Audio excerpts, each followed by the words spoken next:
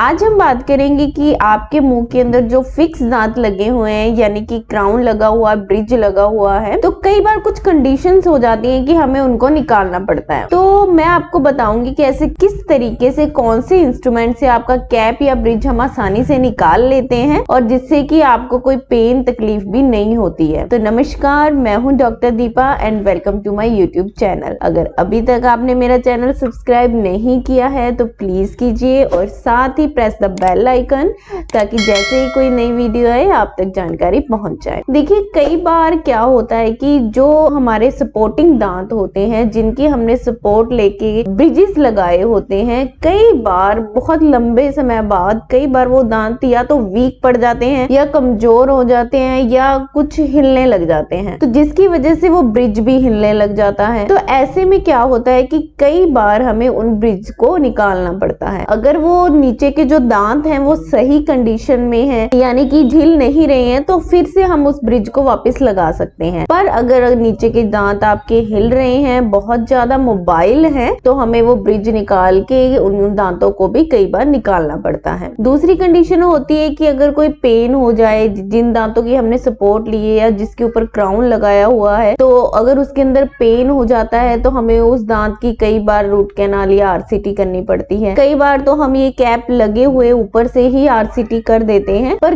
कई बार हमें वो निकालनी पड़ती है कैप, ताकि हमें नीचे की दांत की जो कंडीशन है वो देख के फिर हम आरसीटी करते हैं। और कई बार ऐसा होता है कि बहुत ज्यादा गम डिसेशन हो गया होता है, यानी कि पेशेंट ने अपनी हाइजीन का ध्यान नहीं रखा होता है और वहां पे काफी सारा इन्फेक्शन यानी कि प्लाक कैलकुलस वगैरह जमा हुआ होता है। जब वो हटाया जाता है, मसूड़े बहुत नीचे खिसक जाते हैं, गैप आ जाता है मार्जिन के अंदर जो लगाए गए हैं ब्रिज और क्राउन्स जो लगाए गए हैं उसमें काफी गैप आ जाता है। तो ऐसे में भी कई बार हमें दोबारा देख के मैन्युफैक्चर करना पड़ता है ब्रिज को। तो ये तो सारे कारण हैं कि इन सब कारणों की वजह से हमें ब्रिज को निकालना पड़ता है। तो अब मैं आपको बता रही हूँ कि ब्रिज या क्राउन या कैप को हम कैसे निकालते हैं।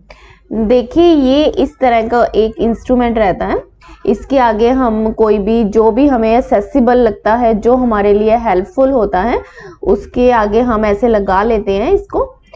और जैसे ही हमें मार्जिन से जिसको निकालना है, जिस कैप या ब्रिज को हमें निकालना है, या अपर है या लोअर है, बिल्कुल हल्का सा हम उन्हें ऐसे ट्रोमा सा देके हल्का सा इजीली वहां से कैप बाहर आ जाता है। तो ये तो हो गया सिंगल कैप। सिंगल कैप हमें निकालना बहुत इजी रहता है, उसमें हमें कोई ज्यादा दिक्कत नहीं रहती है। अगर हम ब्रिजेस की बात करें तो देखिए, ब्रिजेस के हम जैसे लंबे जो ब्रिजेस होते हैं, 10 यूनिट्स के जो ब्रिज होते हैं, वो कॉमनली इससे नहीं निकलते हैं, क्योंकि उनके साथ बहुत ज्यादा सीमेंट लगाया हुआ होता है, उन्हें अच्छी तरह फिक्स किया रहता है। तो अगर हम इससे देते हैं तो कई बार नीचे के दांत पे ट्रॉमा होने के चांसेस रहते हैं। तो ऐसे में क्या है कि हम नॉर्मली जो लंबे ब्रिजेस होते हैं उन पे हम जो उनको बीच में से आप जैसा देख रहे हैं स्प्लिट करके, बीच में से उनको कट करके उनको स्प्लिट कर देते हैं लंबे ब्रिजेस को, जिससे कि वो आसानी से उनका जो एडहेसिवनेस होती है, यानी कि वो जिस तरह चिपके हुए होते हैं, वो इजीली अलग हो जाते हैं, काट के उनको निकाल लिया जाता है। तो ये जो सारे प्रोसीजर होते हैं, वैसे तो ये कोई एंजाइटीफुल प्रोसीजर नहीं है, पर अगर कई पेशेंट्स को